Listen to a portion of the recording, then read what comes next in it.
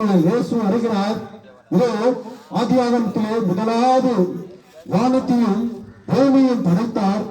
அதில் சகல மிருக ஜாதிகளையும் படைத்தார், புல் பூண்டுகளையும் படைத்தார். இதெல்லாம் யார் ஆண்டு கொள்வதென்று கர்த்தர் நினைத்து மனிதனையும் மகளையும் படைக்கும்படியாக ஆதாமையும் ஏவாளையும் படைத்து அவருடைய உரிமையினாலே அமைக்கப்பட்டு அவருடைய சுவாசத்தினாலே ஊதி ஜீவனை தந்து இதெல்லாம் பழகி பெருகலும் என்று என் ஆண்டவராக இயேசு கிறிஸ்து படைத்த எல்லாவற்றையும் ஒன்று கழிங்கள் என்று என் ஆண்டவராக இயேசு கிறிஸ்து ஆசீர்வதித்தார். ஆனாலும் மனிதனின் உள்ளம் கேடான கிறுக்கான உள்ளமாக இருந்தது. அந்த நேரத்திலே எல்லாவற்றையும் படைத்த தேவன் சாத்தானையும் உருவாக்கி மனிதன் எப்படி போராட வேண்டும், மனிதன் எப்படி வாழ்ந்து பரிசுத்தத்துக்குள் வாழ வேண்டும் என்று அதுவும் ஒரு உதாரணத்துக்காக பிசாசையும் படைத்தார்.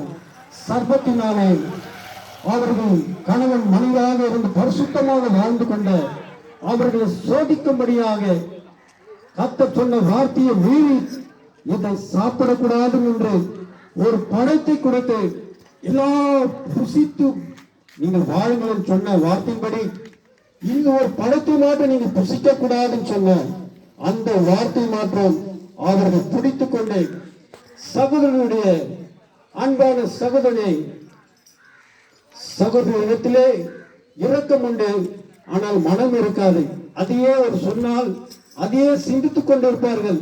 அந்த பழத்திலே அப்படி என்னதான் ரகசியம் இருக்கிறது சகோதரிகள் அதையே சிந்தித்துக் கொண்டிருப்பார். இப்போது வாழ்கின்ற குடும்பத்திலேயும் வருமானம் இல்லை என்று சேர்த்து வைப்பதனால் எப்படி சேர்த்து வைக்கிறது என்று அதைதான் நினைத்துக் கொண்டிருப்பார். அந்நாட்களிலே அந்த பழத்தை புசிக்க கூடாது என்று புசித்து அவர்களுடைய ஜீவனை இச்சைக்குள்ளே மாம்சத்தின் வாழ்க்கைக்குள்ளே அவர்கள் வாழ்ந்து விட்டார்கள். இயேசுவே சொல்லக்கூடாத வார்த்தையினாலே சபித்து ஜனங்களை அவமானம் என்று நிர்வாணமாக இருக்கிறது என்று அவர் புரிந்து கொண்டு இயேசுவை ஒளிந்து அவர் பார்க்கும் பொழுது என் இயேசு மனம் முருகினார்.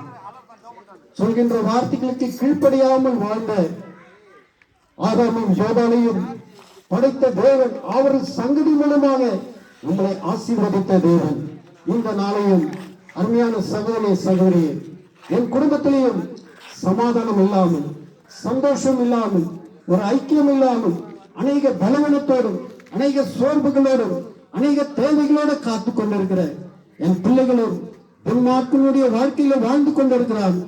என் மகளையும் கால் போன போக்கிலே செல்போனினாலே அதில் வருகிற இச்சை படத்தினாலே வாழ்ந்து கொண்டிருக்கிறார்கள் என்று கண்ணீரோடும் வேதனையோடும் அருமையான என் தகப்பனை என் தாயும் கண்ணீரோடு வாழ்ந்து கொண்டிருக்கிற என் குடும்பத்துக்கு ஒரு ரட்சிப்பு வராதா, என் குடும்பத்துக்கு ஒரு மனமாற்றங்கள் வராதா, ஒரு விடுதலை கிடைக்காதா என்று கவலையோட கண்ணீரோடும் வாழ்ந்து கொண்டிருக்கிற மக்களே, இதோ என் இயேசு வருகிறார்.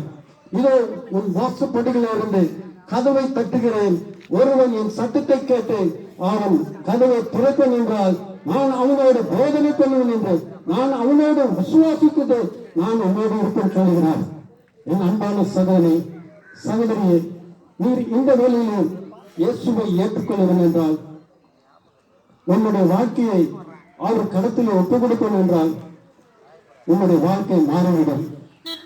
ஏதோ இந்த பகுதியில் வாழ்கின்ற எங்களையும் அருமையான நம்முடைய ஊழியக்காரர்கள் அழைத்து இந்த பகுதியில் வாழ்கின்ற மக்களுக்கு இயேசுவினுடைய நற்செய்தியை சொல்லுங்கள் என்று